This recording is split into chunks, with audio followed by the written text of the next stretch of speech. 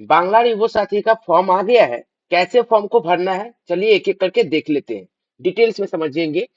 सबसे पहले देखिए आप लोगों का फॉर्म में दिया हुआ है कि दुआरे सरकार का रजिस्ट्रेशन नंबर। जैसे कि आप लोगों को पता है कि आप लोगों का फॉर्म फिलअप ऑफलाइन होगा, ऑनलाइन नहीं होगा। और आप लोगों का फॉर्म फिलअप हर असेंबली में 294 जो असेंबली है पूरा वेस्ट बंगाल में, वहां पे हर असेंबली में द्वारे सरकार का एक कैंप बैठेगा, वहां पे जाके आप लोगों को फॉर्म फिलअप करना है। तो आप लोग कैंप में जाइएगा, ये फॉर्म मिलेगा आप लोगों को, और वहां पे द्वारे सरकार का रजिस्ट्रेशन नंबर सबसे पहले वही ऑफिस वाला आदमी आप लोगों को दे देगा। तो ये वाला चीज आपको नहीं भरना है, वो लोग भर देंगे, ठीक है। नेक्स्ट देखिए आधार नंबर। आपका जो आधार नंबर है वो आप आधार नंबर भरिएगा, ठीक है। आधार नंबर आप इस यहाँ से लेकर यहाँ तक में आप लोग को पूरा भर देना है। ओके बाबू, ठीक है। चलिए नेक्स्ट देखिए क्या बोला, बेनिफिशियरी नेम। बेनिफिशियरी नेम का मतलब हुआ कि आपका नाम, लेकिन याद रखिएगा आपका नाम सब समय जो माध्यमिक का रिजल्ट में है और माध्यमिक का सर्टिफिकेट में वही नाम दीजिएगा। ये नहीं देखिएगा कि आधार कार्ड में वोटर कार्ड में क्या नाम है। आपका माध्यमिक का रिजल्ट में या फिर माध्यमिक का सर्टिफिकेट में, चाहे वो क्लास 10 डब्ल्यूबी बोर्ड हो, आईएससी बोर्ड हो, सीबीएसई बोर्ड हो, आईसीएसई बोर्ड हो, जो भी हो, आप लोगों को क्या करना है, आप लोगों का माध्यमिक में जो नाम है वही दीजिएगा। प्लीज ये मिस्टेक मत कीजिएगा, नहीं तो फॉर्म कैंसिल हो जाएगा। आप लोगों को क्या करना है, माध्यमिक का एमपी मतलब माध्यमिक परीक्षा का जो भी आप लोगों का नाम था उसमें वही नाम लिखिएगा। आधार कार्ड वोटर कार्ड में क्या है वो अभी इग्नोर करिएगा। यहाँ पे डायरेक्ट बोल दिया गया है कि माध्यमिक का रिजल्ट में जो नाम है वो देने के लिए। तो प्लीज आप लोग माध्यमिक का ही जो नाम रहेगा वही दीजिएगा, जो जो आपका नाम माध्यमिक का सर्टिफिकेट में या फिर रिजल्ट में आपका नाम लिखा हुआ है, ठीक है। नहीं देखिए मोबाइल नंबर याद रखिएगा, मोबाइल नंबर जो नंबर दीजिएगा वो आधार से कनेक्ट और बैंक अकाउंट से कनेक्ट रहना चाहिए। प्लीज यदि आप लोगों का मोबाइल नंबर आधार से या फिर बैंक अकाउंट से कनेक्ट नहीं है तो जरूर कनेक्ट करा लीजिए, क्योंकि ये बाद में बहुत काम आने वाली है। तो आप लोगों का जो भी मोबाइल नंबर आप लोग इस फॉर्म में भरिएगा, आप लोगों को याद रखना पड़ेगा कि सब समय वो नंबर बैंक अकाउंट से कनेक्ट रहे तो ही अच्छा रहेगा। और बेटर और होगा कि आधार से भी वो कनेक्ट रहे तो ज्यादा अच्छा होगा, ठीक है। तो मोबाइल नंबर सब समय अकाउंट यहाँ पे डायरेक्ट बोल दिया गया है, बैंक अकाउंट के साथ कनेक्ट रहना चाहिए, ताकि कोई भी मैसेज आए तो आप लोगों को पता चले, कोई भी ओटीपी आए तो आप लोगों को पता चले, ठीक है। तो प्लीज जो भी नंबर दीजिएगा ध्यान से दीजिएगा जो आपका बैंक अकाउंट से लिंक रहे, ठीक है।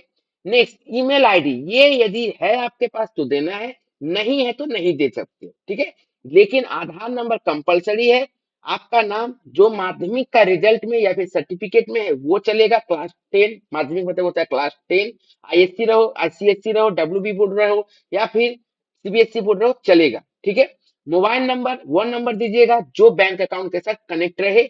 और ईमेल आईडी यदि आपके साथ है, आपके पास है तो ही दीजिएगा, यदि नहीं है तो कोई बात नहीं। फॉर्म का शुरुआत में ही यहाँ पे देखिए फोटो मांगा गया है, आपको फोटो यहाँ पे दे देना पड़ेगा, ठीक है ना। एकदम यहाँ पे आपको फोटो दे देना पड़ेगा, ठीक है। पासपोर्ट साइज फोटो आपको यहाँ पे दे देना पड़ेगा। और यहाँ पे देखिए क्या बोल दिया है, फोटो पेस्ट करने के बाद साइन करना है उसके ऊपर में, ठीक है ना। व्हाइट पोर्शन में आपको क्या करना है, साइन करना है, ठीक है। वो फोटो आप पेस्ट कर दीजिएगा। साइन कैसे करना है, कहाँ करना है, वहां का आदमी लोग से जो सर लोग रहेंगे उनसे पूछ लीजिएगा कि क्रॉस करना है या फिर सीधा करना है या फिर बाहर करना है, ठीक है ना। वो एक बार थोड़ा सा डिटेल में पूछ लीजिएगा, ओके। यहाँ पे जस्ट बोला है व्हाइट पोर्शन में करने के लिए, फिर भी एक बार पूछ लीजिएगा, ठीक है। क्योंकि वहां का फॉर्म फिलअप जो वहां का इन्विजिलेटर जो सर रहेंगे वो ठीक से बता देंगे कि कैसे यहाँ पे फोटो में कहाँ पे साइन करना है, ठीक है। नेक्स्ट आइए, जेंडर आप लोगों को बताना है, मेल हो तो मेल, फीमेल हो तो फीमेल और अदर हो तो अदर आपको बता देना है। जस्ट एक टिक कर देना है, ठीक है ना। जैसे मेल है तो मेल में टिक कर दिया। Next date of birth. Date of birth में देखिए यहाँ पे तारीख मास बॉचर मतलब डेट महीना और साल, ठीक है ना। डेट महीना और साल, तो ये डेट दीजिएगा पहले। डेट जैसे मान लीजिए यदि आपका 6 तारीख है, यदि मान लीजिए 6 जनवरी है, 6 जनवरी है, तो प्लीज आप लोग ऐसे लिखेगा 06, ठीक है। जनवरी है तो 01, ठीक है। उसके बाद जो ईयर होगा आप वो ईयर लिखिएगा।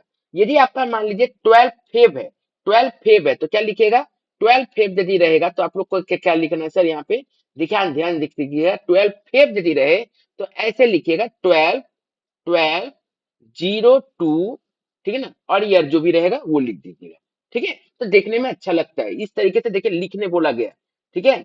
ओके, और बताने ये बोला गया है कि आपका जो डेट ऑफ बर्थ है वहां से लेकर 1 अप्रैल 2026 तक कितना साल हुआ, कोई महीना नहीं बताना है, जस्ट ईयर बता देना। ईयर मतलब ये तो आप लोगों को पता है कि फॉर्म फिलअप वही बच्चा कर पाएगा, वही स्टूडेंट कर पाएंगे, वही गार्जियन कर पाएंगे जो 21 से 40 साल के बीच में जो अनएम्प्लॉयड है। दो ही कंडीशन है, अनएम्प्लॉयड होना चाहिए, ठीक है ना, और 21 से 40 का बीच का एज का होना चाहिए, और उनका माध्यमिक का रिजल्ट रहना चाहिए। बस ये तीन यदि है तो वो फॉर्म फिलअप कर पाएंगे। ओके, आगे कौन कौन नहीं कर पाएंगे ये भी मैं बताऊंगा, फॉर्म में बताया हुआ कि कौन कौन नहीं कर पाएगा, ठीक है। तो यहाँ पे ईयर लिखना है, सिर्फ ईयर, मतलब कि आपका कितना साल हुआ। जैसे मान लीजिए किसी का 1995 में जन्म है, ठीक है ना, मान लो कि 2 जनवरी 1995 को जन्म है, ठीक है ना, 1995 को जन्म है, और अभी आपको पूछा जा रहा है 1 अप्रैल 2026 तक का एज बताओ।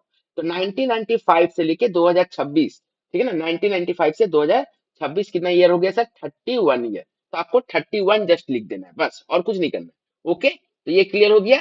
उम्मीद करते हैं यहाँ पे आपको क्लियर हो गया कि ईयर में ये जो एज लिखा हुआ है ये क्या लिखना है, ठीक है ना। ये डेट ऑफ बर्थ तो सब कुछ सही लिख देता है, लेकिन यहाँ पे ही मिस्टेक करता है, तो ये आप लोगों को समझ लेना पड़ेगा। चलिए नेक्स्ट, नेक्स्ट क्या करना है ध्यान से देखिएगा, फादर्स नेम। नेक्स्ट क्या दिया गया, father's name, father's name, mother's name और स्पाउस। यदि मान लीजिए आपका मतलब जो बच्चे, जो गार्जियन या फिर जो व्यक्ति, जो बेनिफिशियरी है, जो फॉर्म फिलअप कर रहे हैं, उनका यदि हस्बैंड वाइफ भी है तो हस्बैंड यदि है तो हस्बैंड का नाम, और यदि कोई फीमेल भर रही है तो उनका यदि वाइफ है तो वाइफ का नाम देना पड़ेगा, ठीक है। कंपलसरी नहीं है, लेकिन आपको फादर्स नेम मदर्स नेम देना पड़ेगा, और स्पाउस नेम यदि है तो दे दीजिएगा तो ज्यादा बेटर रहेगा। फादर्स नेम मदर्स नेम देना पड़ेगा, ठीक है। कोशिश करिएगा माध्यमिक में जो रिजल्ट में जो गार्जियन का नाम है सर्टिफिकेट में यदि हो तो ठीक है, नहीं तो कोई बात नहीं, ठीक है। आधार कार्ड वोटर कार्ड में जो है वही दीजिएगा, यहाँ पे कोई मैंडेटरी नहीं किया गया है कि आपका माध्यमिक का ही देना है। ओके, चलिए, तो ये कंप्लीट हो गया। चल, ये याद रखिएगा, फादर्स नेम और मदर्स मदर्स नेम जो है या फिर स्पाउस है, इनका जरूरी नहीं है कि ये 21 से 40 का रहे, ठीक है ना, ये कोई भी साल के रहेंगे चलेगा, ठीक है, ये मैं बता दे रहा हूँ। प्लस इनका माध्यमिक का रिजल्ट है नहीं है उससे कोई, जो बच्चा फॉर्म भर रहा है, जो कैंडिडेट फॉर्म भर रहा है, उनका 21 से 40 का एज होना चाहिए, और उनका माध्यमिक का रिजल्ट रहना चाहिए, और क्या होना चाहिए, वो एकदम ठीक से उनका सब कुछ फॉर्म फिलअप हो जाना चाहिए, ठीक है सर।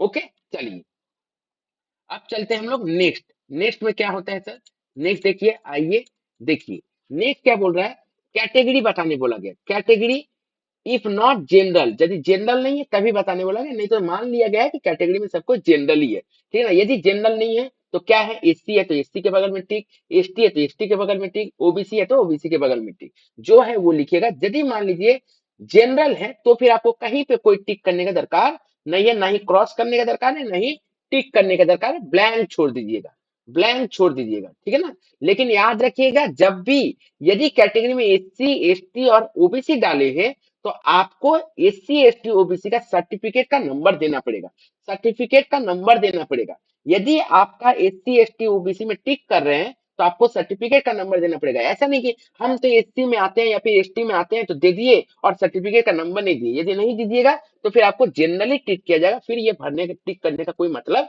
नहीं बनेगा। यदि आप लोग एससी एसटी ओबीसी टिक कर रहे हैं तो आपको सर्टिफिकेट नंबर देना पड़ेगा, क्लियर। नहीं तो यदि सर्टिफिकेट आपके पास नहीं है, कास्ट सर्टिफिकेट यदि आपके पास नहीं है तो आप जनरल ही रहने दीजिए, क्लियर। ओके, ठीक है, चलिए आगे नेक्स्ट, एकदम डिटेल में बता रहा हूँ, मैं बताऊंगा कि कौन कौन फॉर्म फिलअप नहीं कर पाएगा, और यदि कोई भी डाउट है आप कमेंट कीजिए, कमेंट कीजिए, एक एक करके मैं आपके लिए वीडियो लाते जाऊंगा, बहुत इंपॉर्टेंट इंपॉर्टेंट जो जो डाउट रहेगा कमेंट करिए, कमेंट में सब कुछ बता दूंगा मैं, एक एक करके छोटा मोटा कमेंट रहेगा, छोटा मोटा यदि डाउट रहेगा तो कमेंट में बता दूंगा, और यदि कुछ बड़ा वीडियो बना के ही समझाना पड़ेगा तो उसके लिए मैं वीडियो भी बना के समझा दूंगा। प्लीज कमेंट जरूर करिएगा, और अपने दोस्तों तक, अपने गार्जियन तक, जो भी ये फॉर्म भरना चाहते हैं उन तक शेयर करिए, बहुत इंपॉर्टेंट ये फॉर्म फिलअप हो रहा है, मिस्टेक करिएगा फॉर्म फिलअप करने में तो आपका गलती हो जाएगा, तो फिर फॉर्म रिजेक्ट भी हो सकता है।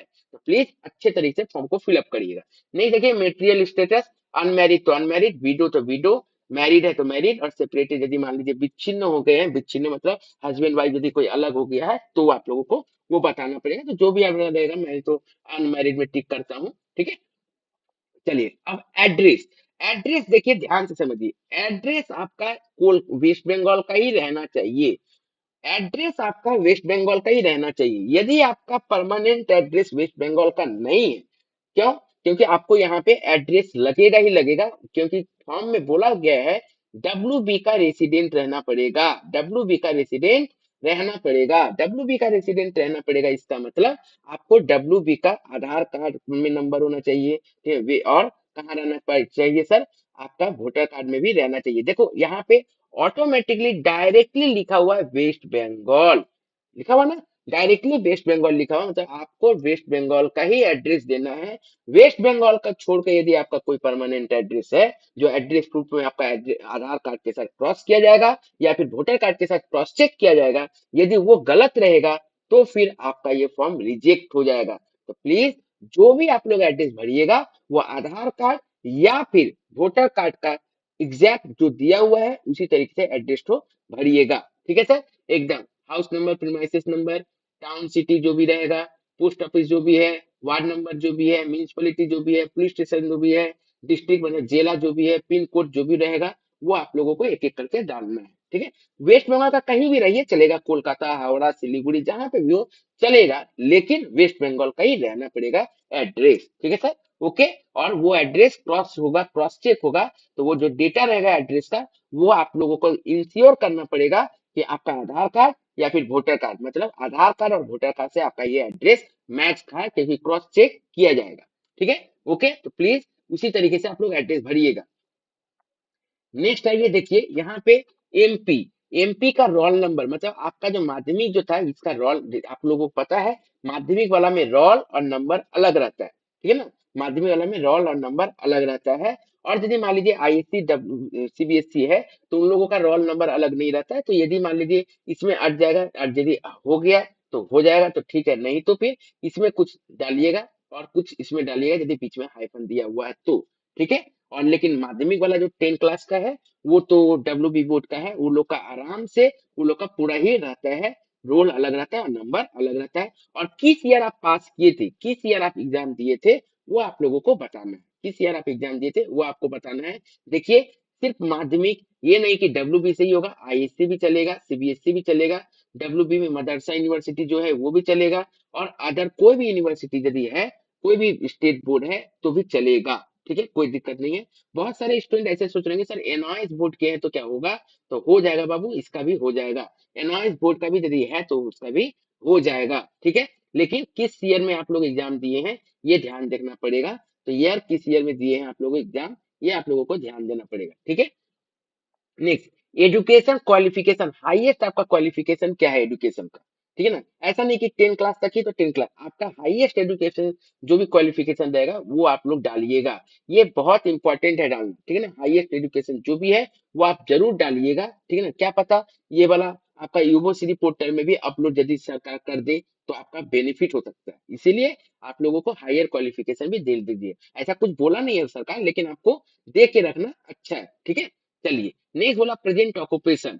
देखिए यहाँ पे आप लोगों को समझना पड़ेगा, ये बहुत इंपॉर्टेंट कॉलम है, ये इंपॉर्टेंट कॉलम है, ये अभी नेक्स्ट में और बहुत इंपॉर्टेंट कॉलम आ रहा है, ध्यान से सुनिएगा, ये इंपॉर्टेंट कॉलम है। यहाँ पे क्या बोला गया, प्रेजेंट ऑक्यूपेशन, आपको लिखना पड़ेगा अनएम्प्लॉयड, क्या लिखना पड़ेगा, अनएम्प्लॉयड, ठीक है ना? ये यदि लिखोगे तभी माना जाएगा कि आप बेरोजगार हो, क्योंकि ये जो प्रोजेक्ट आया है, ये जो प्रोग्राम है, ये किसके लिए है, अनएम्प्लॉयड लोगों के लिए, जो कहीं पे नौकरी नहीं कर रहे हैं उन लोगों के लिए है, उन लोगों के लिए 1500 पर मंथ दिया जाएगा। तो अनएम्प्लॉयड यदि हो तभी लिखिएगा, क्योंकि आपको नीचे में चेक करवाया जाएगा, टिक करवाया जाएगा, बाद में यदि कुछ भी फॉल्ट होगा तो एक तो ये कैंसिल हो ही जाएगा, प्लस आपका ऊपर लीगल एक्शन भी हो सकता है। तो ऐसा मिस्टेक नहीं करिएगा, ऐसा नहीं करने जाइएगा कि नहीं हो आप अनएम्प्लॉयड फिर भी आप क्या कर रहे हो, फॉर्म भर रहे हो, यदि लीगल में आ गए तो फिर दिक्कत हो जाएगा, ठीक है? ओके, तो मिस्टेक मत कीजिएगा। नेक्स्ट देखिए क्या बोल रहा है, बैंक अकाउंट का बैंक नेम देना है, कौन सा बैंक है, SBI, bank of Baroda, Punjab जो भी रहेगा। उसके बाद बैंक का ब्रांच कहाँ का है वो आप लोगों को डालना पड़ेगा, ठीक है ना? वो आपका पासबुक के अंदर में लिखा हुआ है, बैंक का नाम लिखा हुआ है, बैंक का ब्रांच लिखा हुआ है, बैंक का अकाउंट नंबर आपका लिखा हुआ वहां पे और आईएफएससी कोड। याद रखिएगा ये और ये गलत नहीं होना चाहिए, ये गलत नहीं होना चाहिए, ये दोनों एकदम सही भरिएगा, एकदम मिस्टेक नहीं होना चाहिए, नहीं तो फिर अकाउंट में पैसा नहीं आएगा। ये दोनों आपको एकदम सही सही भरना पड़ेगा। ठीक है, ओके, ठीक है, क्लियर, आगे बढ़िए। नेक्स्ट, अच्छा यदि बच्चे कोई अनएम्प्लॉयड नहीं है तो वो अनएम्प्लॉयड नहीं लिखिएगा, जो आप कर रहे हो वो आप लिखिएगा, जो भी जॉब कर रहे हो या फिर कुछ भी कर रहे हो पार्ट टाइम, वो भी आप लिख सकते हो यदि पार्ट टाइम जॉब कर रहे हो। यदि सरकार को देना मन रहेगा तो पार्ट टाइम वाले को भी दें, ठीक है ना, क्योंकि यहाँ पे लिखा हुआ गवर्नमेंट जॉब को नहीं मिलेगा, और जो ऑर्गेनाइज सेक्टर में प्राइवेट सेक्टर है उन लोगों को भी चांसेस है, देखना पड़ेगा कि क्या है, उस हिसाब से उन लोग जो करेंगे। लेकिन लिखिएगा यदि पार्ट टाइम में कोई जॉब कर रहे हैं तो आप लोग वो लिख सकते हैं, बाकी फॉर्म एक्सेप्ट होगा कि नहीं होगा वो देखा जाएगा। लेकिन यदि अनएम्प्लॉयड हो तो हाईली चांसेस कि आपको फॉर्म का पैसा मिल जाएगा। ठीक है, चलिए नेक्स्ट, क्या बोला, whether financial assistance receive from the government, क्या बोला, कोई भी गवर्नमेंट से, ठीक है ना, यहाँ पे ये नहीं बोला गया स्टेट गवर्नमेंट, कोई भी, देखिए क्या बोला, except for any state, state provide financial assistance of the education benefit और स्कॉलरशिप, ठीक है ना, क्या बोला, बात को समझिए। बोल रहा है कि ये फॉर्म, मैंने बहुत इंपॉर्टेंट ये फॉर्म है, ये वाला लाइन बहुत इंपॉर्टेंट है, ध्यान से सुनिए।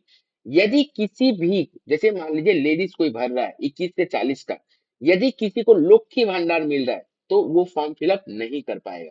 यदि बहुतों गांव में क्या है, कृषक लोग के लिए कार्ड बना हुआ है, उन लोगों को भी नहीं मिलेगा। यदि मान लीजिए कोई भी वैसा प्रकल्प में, यदि कोई भी वैसा गवर्नमेंट स्कीम में उन लोगों को बेनिफिट मिल रहा है तो उन लोगों को नहीं मिलेगा। मिलेगा किसको, जो कुछ नहीं मिल रहा है, या फिर जो स्टूडेंट है जिनको मान लीजिए पढ़ाई के लिए पैसा मिल रहा है, स्टूडेंट क्रेडिट कार्ड लिए हैं या फिर एसबीसीएम लिए हैं, ठीक है ना, कन्याश्री लिए हैं, फिर भी उन लोगों को मिलेगा, इन लोगों को मिलेगा। लेकिन लक्ष्मी भंडार, कृषक बंधु, ये सब जो है उन लोगों को ये स्कीम में फायदा नहीं मिलने जा रहा है। इस स्कीम का फायदा सिर्फ यदि कोई स्टूडेंट है जिसको स्कॉलरशिप मिला हुआ था, ठीक है ना, एजुकेशनल कोई बेनिफिट मिला हुआ था, वो लोग ये फॉर्म को फिलअप कर सकते हैं। ठीक है, ओके, तो क्लियर हो गया, ये बहुत इंपॉर्टेंट बात थी। नेक्स्ट, इफ यस, ठीक है ना, यदि मान लीजिए हाँ है, यस है, यदि कोई आपको मिला है कोई फिनेंशियल असिस्टेंट तो आप वो लिख दीजिएगा, और यदि नो है तो फिर आपको यहाँ पे नो में टिक करना, यहाँ पे कुछ नहीं लिखिएगा। लेकिन यदि यस है तो भी यदि मान लीजिए कुछ आपको मिला है तो ऐसा मत सोचिएगा कि फॉर्म भर के अब क्या फायदा, ऐसा मत सोचिएगा, फॉर्म भर दीजिएगा, फॉर्म भर दीजिएगा।